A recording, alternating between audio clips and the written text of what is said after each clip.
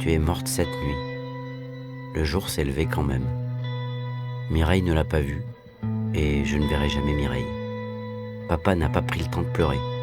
Il faut remplir 2 valises et 2 cercueils. Le linge que tu as plié, avec l'odeur de ta lessive, le parfum d'un fantôme, le souvenir de tes pas dans un escalier. Il craque cet escalier.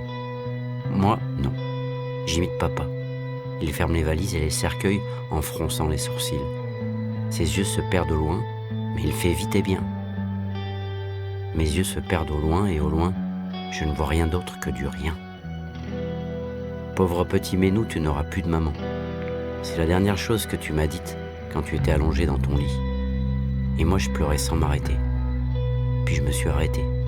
À partir de maintenant, j'ai décidé que je ne pleurerai plus jamais. La valise invisible est la plus lourde. Les fantômes de la femme de sa vie, sa Lisette comme il t'appelait, et d'une presque fille roulée en boule dans celle de papa, d'une mère et d'une presque sœur dans la mienne. Papa ajuste ma cravate d'apprenti adulte. Il s'applique exactement comme avant, sauf que ça dure plus longtemps. Ses yeux ont des faux contacts, ses paupières clignotent. Cligne, me dirais-tu. Les yeux ne clignotent pas, mais nous, ils clignent. Après, tu sourirais.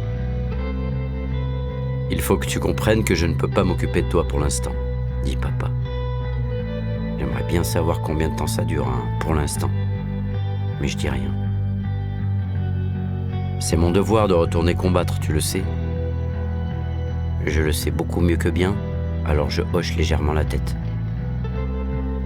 Tu vas devoir passer la ligne de démarcation qui sépare la zone libre et la zone occupée pour que ta grand-mère puisse te récupérer.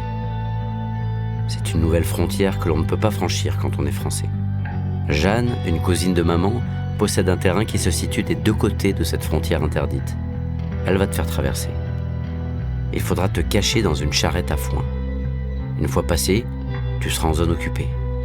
Quoi qu'il arrive, tu ne devras pas parler ni bouger. Est-ce que tu as compris ? Oui, oui. Ta grand-mère s'occupera bien de toi, c'est une femme d'une grande bonté. Ton oncle Émile est un garçon étonnant. Et ta tante Louise est un peu... Bon, tu verras. Papa réajuste mon nœud de cravate. Le meilleur nœud de cravate de l'histoire des nœuds de cravate. J'arrive plus à respirer ni rien. Et tu donneras cette boîte à ta grand-mère, dit-il, en glissant un petit coffre en bois dans ma valise. Elle appartenait à ta mère, qui y tenait beaucoup. Je te la confie.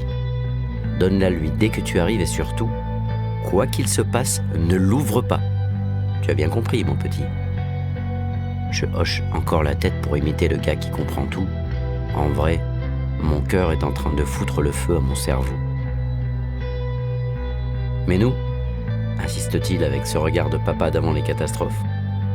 Oui, oui, dis-je encore, la gorge nouée par une angine de questions.